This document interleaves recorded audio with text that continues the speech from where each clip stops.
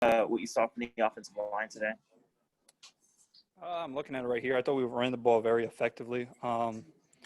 There was some stuff in the past game that we want to clean up, but all around we were able to put up 35 points as an offense. So I would assess that the offensive line played pretty well. We had a couple of rotations going in, and I thought the guys stepped up all around. We'll go Joe Rexrod, then Trey Wallace. Kind of following up on that, Jarrett, what does it mean to have Cade Mays available, and just how effective you think this group up front can be for you guys moving forward? I think it's huge. I think Cade's a great asset to this football team, and I thought that we have 8 or 9 deep that are very good football players at the offensive line, so they can really be plugged anywhere. But, yeah, Cade definitely is a great player, and I'm very excited that he's a part of this group. Jarrett, looking back to last Columbia to where you were now, how much growth do you think you and the wide receivers had between the last 7 days? Last week? Compared to last week to this week, yes. I think significantly. I mean, there were some things last week that we weren't on the same page of route depth or what I was thinking when they had option routes or some things like that. But I thought we took a good step this week. I was happy that Jalen was able to get in the game and make some plays for us, and that was a good job. And Malachi and Jimmy were able to get some snaps in there too. So just being able to have a couple guys deep with that group, that'll help out with the older guys getting in some substitutions. We'll go to Rob Lewis, then Matthew Ray. You guys get in the red zone 5 times a day. You get 5 touchdowns. What's been the key to being much more efficient there this year than you were last year? I think that was our emphasis going into this year. Red zone, we were one of the worst teams, and going into this season, myself and Coach Chaney had a lot of sit-down talks, and that was the biggest thing, that we wanted to be a lot better on in the red zone, and we were able to get that done today. And I'm looking at it right here. We were close to 50% third down, and even if we didn't convert on third down, we were 4 for 4 from fourth down conversion. So I thought that was also a great situation play by the offensive side. Jarrett, first home game back in Neyland Stadium this fall, with the craziness of this offseason, what did it mean for you to get back out there today? I thought it was such a beautiful sight, just being able to have the game of football around and being able to get the whole state of Tennessee around us and being able to get some guys, some people at the in the crowd. It meant a lot. I mean, we had a lot of energy going into this game, and having the crowd there, and I saw a lot of happy faces in the stands. And the world's a crazy place right now, so us having football, I mean, I think it means a lot to everybody, and I'm just thankful that we actually get to play.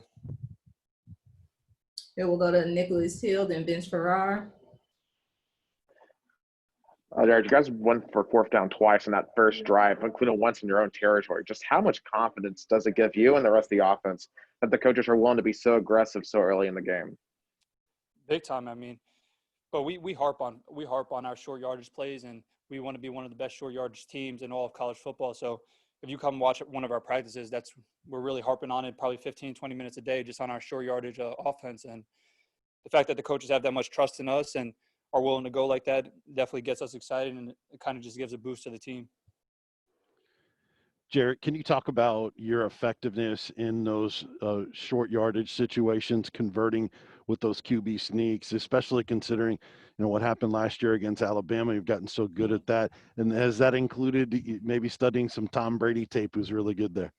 Yeah, actually, Coach Chaney has a huge cut of probably 50 plays worth of quarterback sneaks, and we sat down and we watched every single one. And I think it's definitely a big part of the offense, just being able to get that 3rd and 1, 3rd and 2 situations. And I have my Johnny Major shirt on today, so I just wanted to make sure that I got a couple of rushing yards for him and his family. So, but no, seriously, it's definitely a key part of the game, and we harp on quarterback sneaks and being able to be good on our short yardage. So that was good today. Okay, we'll go to Dan Harrelson, then Jimmy Himes, then Jordan Kramer. Jarrett, talk about your improvement this week in the passing game, especially on 3rd down. I believe you were 7 of 8 in the contest. Yeah, I mean, I didn't really harp on it. Everybody wants to make a big deal about my accuracy issues, but that's nothing for me. It's just coming to work every single week and getting the job done. And 3rd down, we definitely wanted to get better at, and nothing changed for me. I just wanted to play ball, and I knew that this week was going to be a big week for practice, and I wanted to get better, but I didn't really harp on it. It's just something that I could have done better last week that I thought I did better this week. So just got to be consistent. Jarrett, I want to go back to the quarterback sneaks. Are you doing something different now with the sneaks than you did before based on your film study? And also there were a couple of times you ran sneaks where you hurried to the line of scrimmage. And why do you do that? What do you think makes it effective? Timing purposes.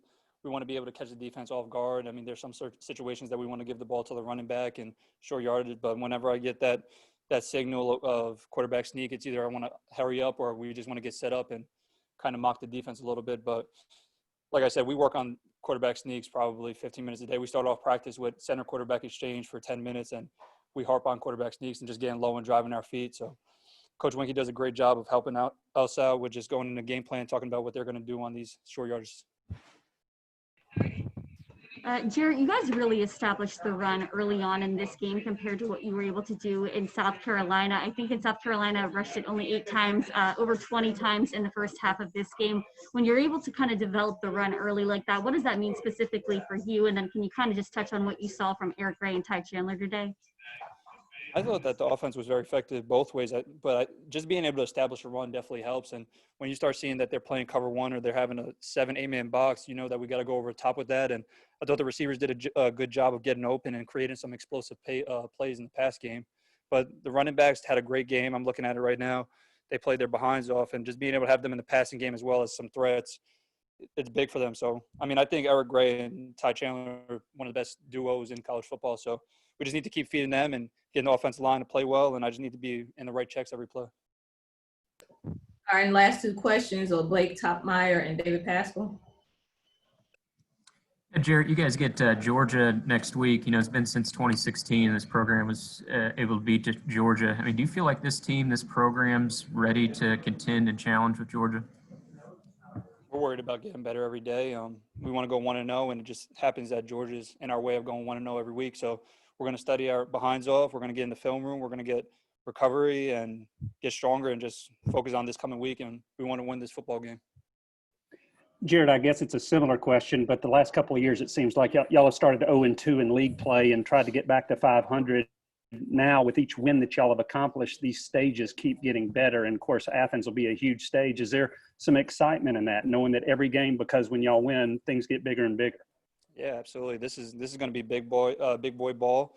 Hopefully we'll get to play at 3:30, and the spotlight's going to be on us. It's going to be on us to react. It's going to be on us to go win that football game. It's not about them. It's about us, and it's great. I mean, I dreamed of these moments going against these Georgias, Floridas, Alabama teams growing up, and the fact that I get to be in it, it's mind-blowing, and I thank God every day for it. All right, thanks, JG. Thank you, guys.